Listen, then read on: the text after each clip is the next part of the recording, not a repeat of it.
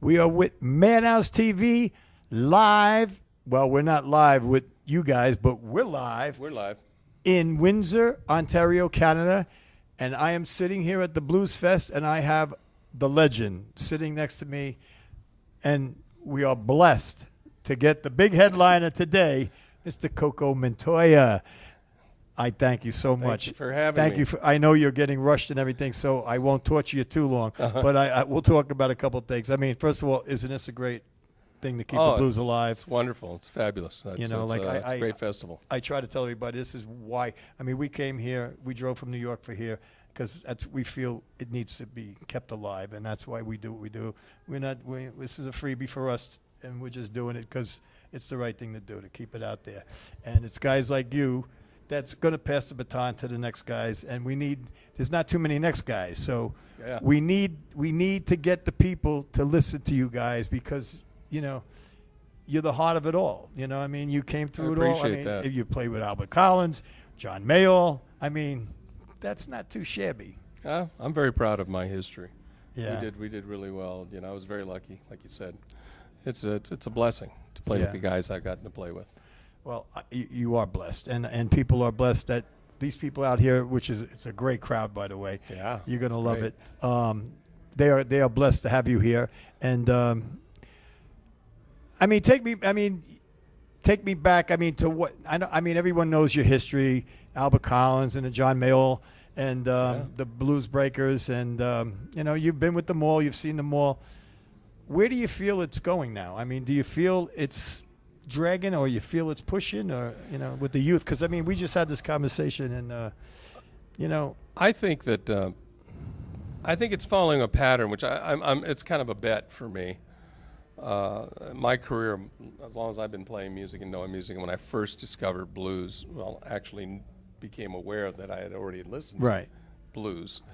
I think the thing that happened was to see these new discovery, younger people rediscovering blues and roots music and soul music. And it always seems like music takes this real great pop leap, you know, and especially now with technology being what it is. yeah, It gets to a place where it's either so frenzied and so confusing and so unsoulful that all of a sudden these young people, which is what we're hoping on, reach back and find something that's real. It makes you feel something. Well, that's I can't agree with you more. I mean, with these computers, you don't have to sing. You just, you know, and we had our day with that heart too. And there's no soul in there, though. We had it with our day, and back in the '60s and in our way, in the '50s, we had some artists that, you know, I don't want to sit around mentioning all these names, but there were some man-made people there. Sure, oh, of course. So it's the same thing going on. It's just you got these man-made people that artists that really don't have to do any of the things we have to do. It's like really sing and let there be warts and cuts and bruises on the music. It's got to have these imperfections, and I hear it more and more from a lot of the greats.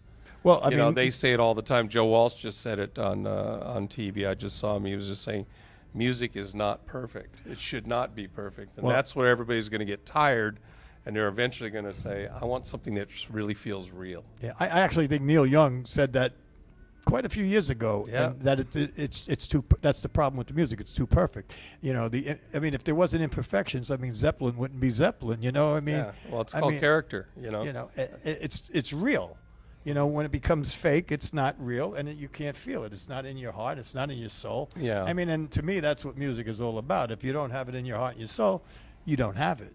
Exactly. You know, and exactly. You know, like I mean, we've been here for 3 days with everybody. We've listened to every single band, every song. We recorded everything, and I mean, we're working, but we're grooving. I mean, it's beautiful. It's beautiful. The crowd is great. Everybody's great here. It's been a fantastic concert, and I know the people who are just waiting for you to come on out there. Well, we're waiting to play. We just got here, and like I said, it's just we're always grateful. That's one thing I like about the band I have and the people involved right now. It's just we show a lot of gratitude for what we're doing, and that's why these guys impress me. Musically, they impress me, but what's really impressive too is that they feel it, and they never let it they never take advantage of the fact that you're doing it. Yeah. They're always grateful that we're here at a festival playing, or anywhere. It could be a small club. That night you're playing, you have to feel grateful that you're doing it. You're upright and actually playing. Well, that's something I say all the time.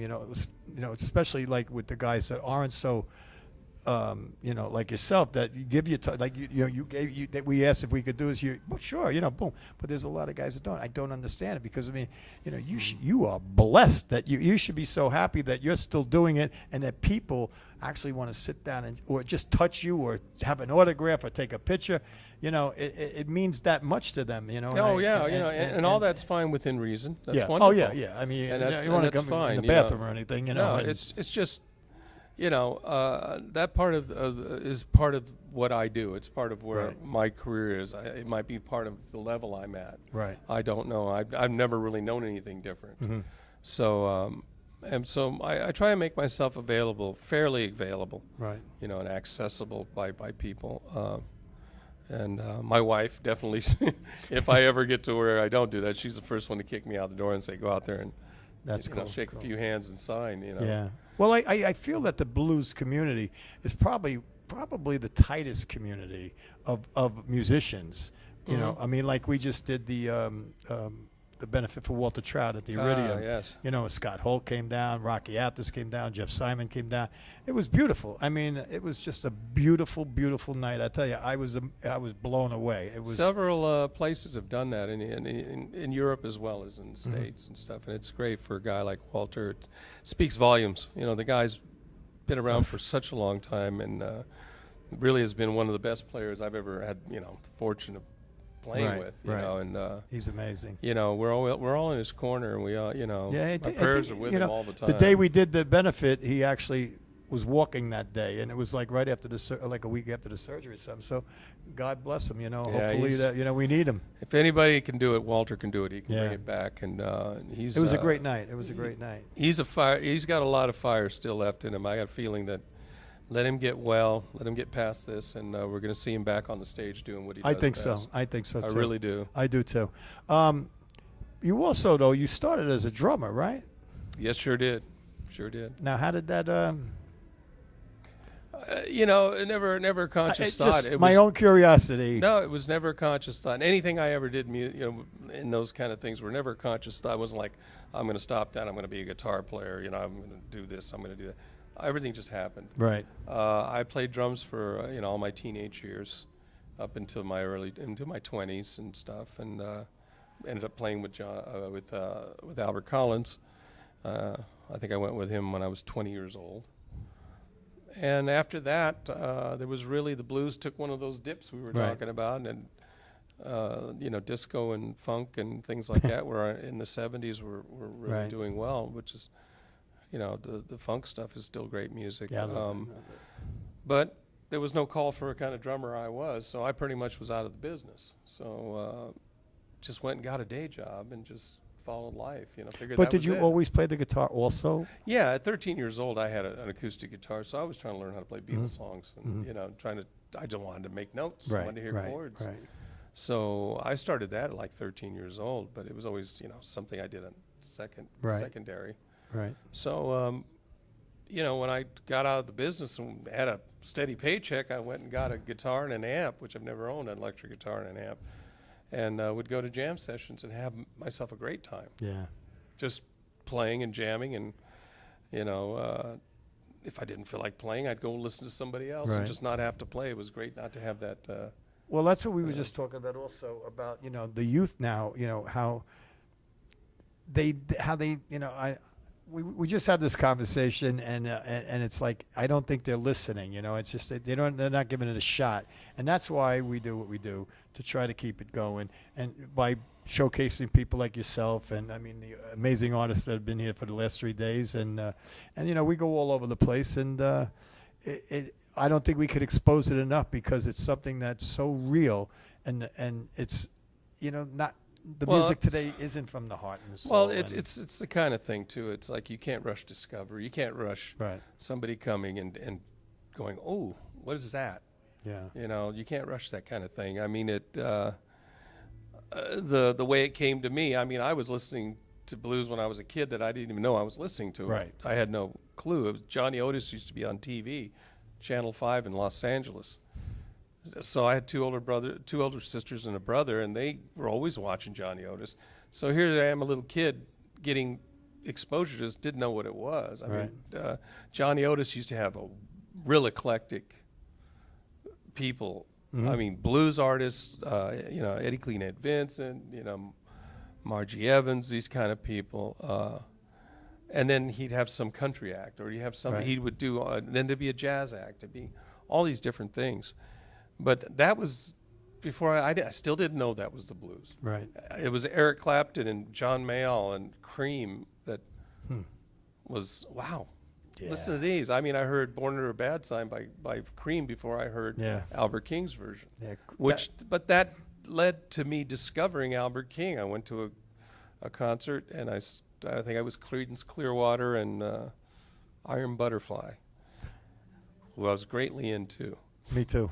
What would it say made so? Loved it. Ended up having actually, you know, a couple of those guys end up being friends of mine later on in life. But here was Albert King. He came walking out, and he just, after he was done, there was really nothing else to watch. And that changed my life. That changed everything. Yeah. And to see that. So I think kids nowadays are going to start making that, hopefully make that discovery again, and trying, and then get their hybrid of it going, you know. But they need the exposure of it, you know. And they'll come to it. They'll come to it. Like I said, when you start searching, you find. Right. But it's just up to them to get to that place. Well, there's a story too. I mean, how was that as when you went and seen him play, and then actually to play with him? I mean, what? Oh, well, Albert King.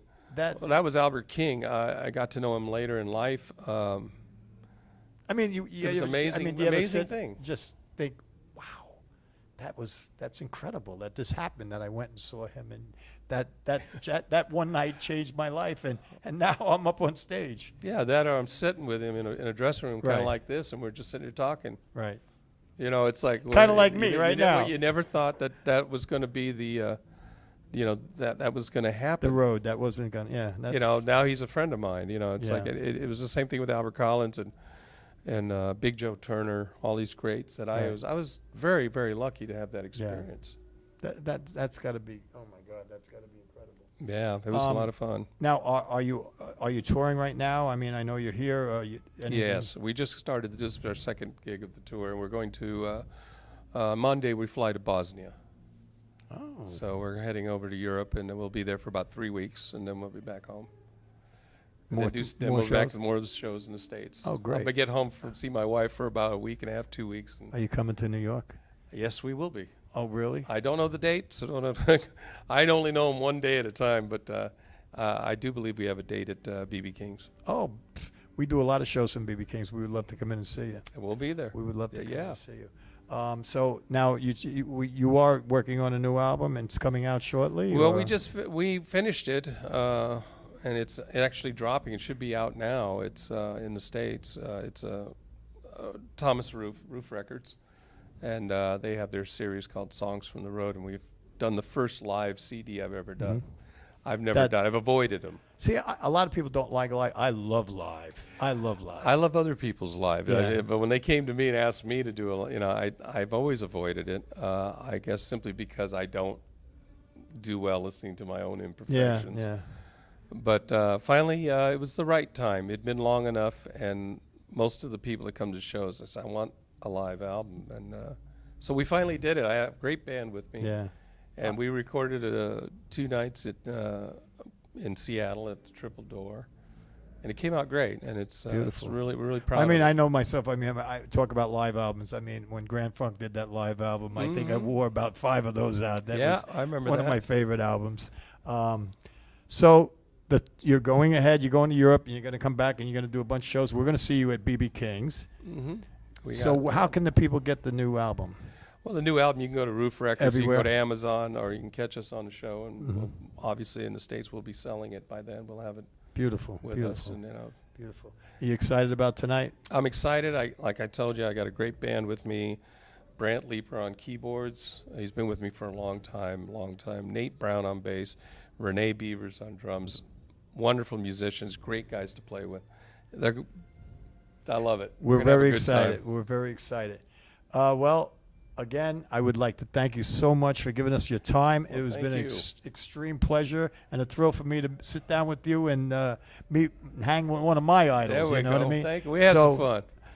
I hope that you leave it all on the stage tonight because I'm going to be right out in the center there watching you. We're going to be right with it, All right. right in front of the soundboard, so we'll be there cheering you on. Sounds and I'm good. really excited, and we can't wait to see you rip it up and do your thing. We're ready to do it, boss. So, and also, if you come to New York, red carpet, you have an open door to Madhouse TV. If you ever want to come in and do a show with us, we'll do a live show with you. And we've had them all in there, so All right. it would be a great honor to get you in there. But we'll definitely come over to BB King's to check you out. And All right, maybe that sounds good. we'll get you back there too. All right. That All sounds right. wonderful. Mr. COCO Montoya, I thank you so very much. Thank you. God bless you, and All right. may your path be beautiful throughout the rest of your path. So here we go from Madhouse. We're going to check out. My man's getting ready. I'm holding him up. He's got to hit the stage in a few moments. So tear it up, my man, and God bless you. Thank you. From the Madhouse.